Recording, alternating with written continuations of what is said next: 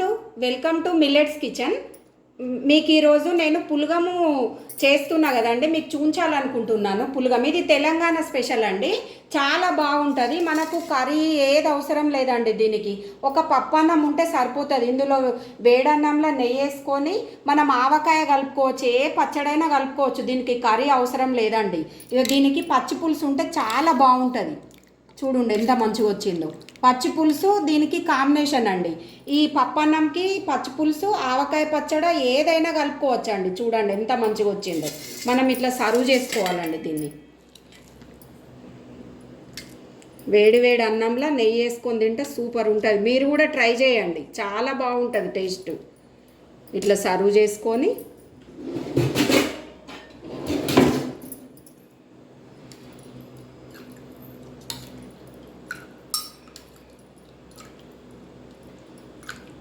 బాగుంటుందండి. ఇట్లా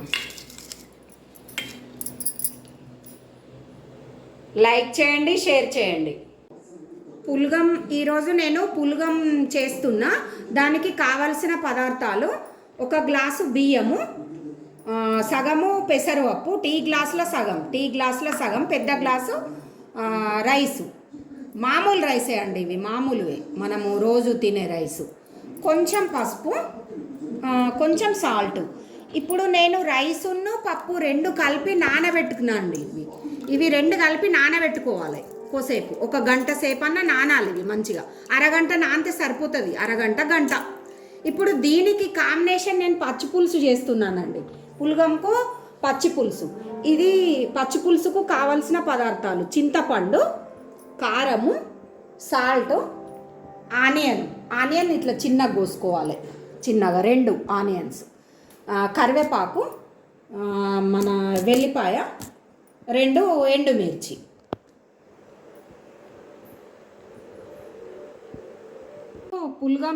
పులగంకి మనము బియ్యమును పప్పు పెసరపప్పు నానబెట్టినాం కదా, అది ఇప్పుడు మనము గ్యాస్ వెలిగించి పెట్టుకోవాలి. ఇది ఒక గంజు పెట్టుకోవాలి.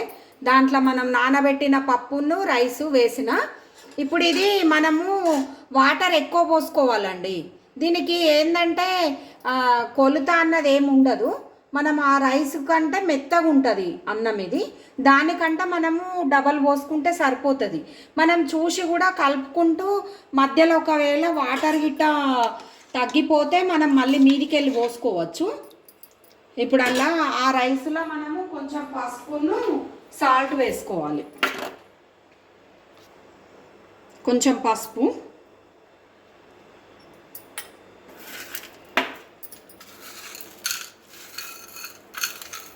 కొంచెం దొడ్డుప్పు వేస్తున్నా అందులోనే.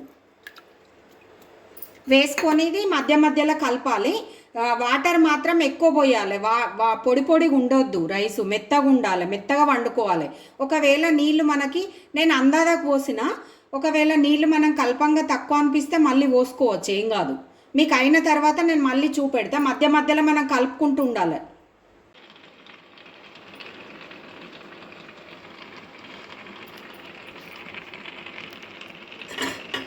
ఇప్పుడు మనకు ఇది పులగము దగ్గర పడ్డది.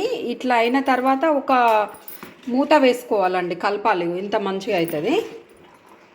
ఇట్లా అవుతుంది, దగ్గర పడుతుంది. ఇది దగ్గర పడ్డప్పుడు ఇది వాటర్ అంతా సింక్ అవుతుంది కదండి. ఇప్పుడు దీని మీద మనము మూత పెట్టేసేయాలి.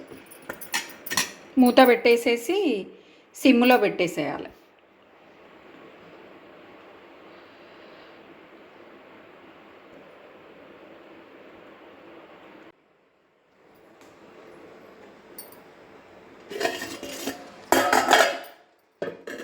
ఇప్పుడు మనకు 5 మినిట్స్ మూత పెట్టేసి సిమ్లో ఉంచుకున్న తర్వాత ఇట్లా అవుతుందండి. ఒక 5 నిమిషాలు సిమ్లో పెట్టేసి ఎసరంతా సింక్ అయ్యేదాకా వదిలేయాలి దాన్ని. ఇప్పుడు మనము మూత పెట్టేసి నేను స్టవ్ బంద్ చేస్తున్నా. ఇప్పుడు మనకు పప్పన్నం రెడీ అయిపోయిందండి. పప్పన్నం రెడీ అయిపోయింది. ఇప్పుడు చింతపండు రసం, మనం పచ్చి పులుసు కొరకి నానబెట్టిన చింతపండు పిసికితే ఇట్లా మంచిగా రసం అవుతుంది. అందులో మనము పిసికి పెట్టుకోవాలి, రసం చేసి పెట్టుకోవాలి, చింతపండు రసం. అందులో కారం వేసుకోవాలి, కొంచెం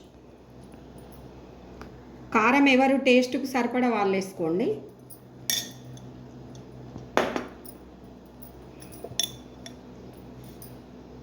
సాల్ట్,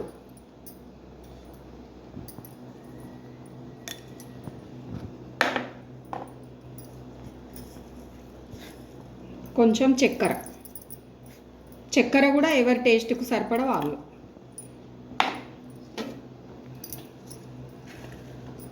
అందులోనే ఆనియన్స్,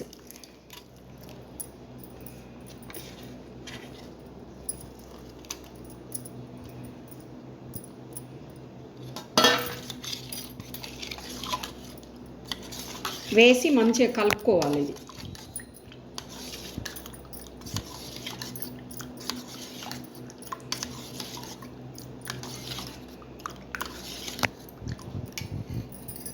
అందులో కొంచెం ఆయిల్, పోపు కొరకి ఒక చిన్నది పోపుది పెట్టేసుకొని అందులో కొంచెం ఆయిల్ వేసుకోవాలి.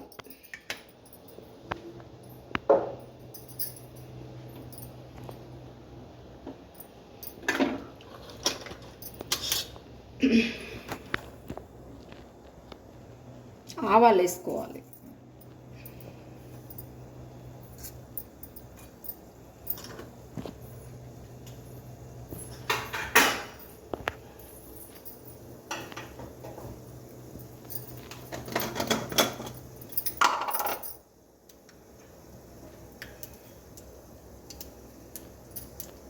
కొంచెం జీలకర్ర,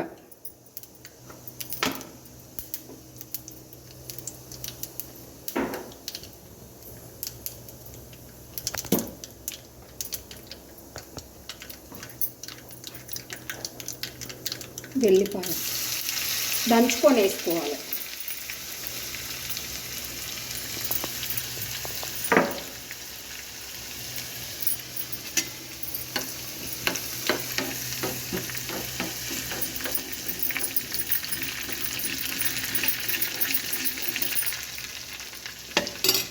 కొంచెం ఫ్రై అయిన తర్వాత ఎండుమిర్చి 2,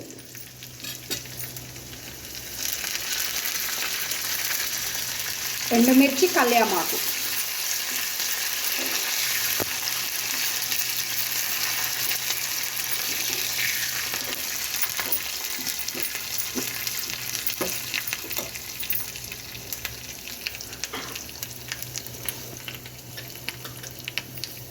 పసుపు,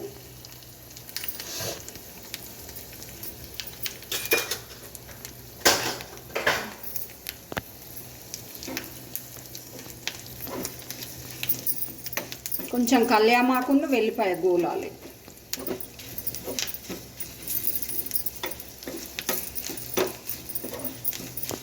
ఇప్పుడు స్టవ్ బంద్ చేసుకోవాలి.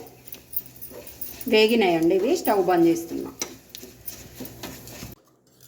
ఇప్పుడు ఈ పోపు అంతా ఇందులో వేసేస్తున్నాం, పచ్చిపులుసులో వేసుకోవాలి. మనం ఇందులో నువ్వుల పొడైనా పల్లీల పొడైనా బాగుంటుందండి వేసుకుంటే. నేను వేయలేదు, వేస్తే బాగుంటుంది.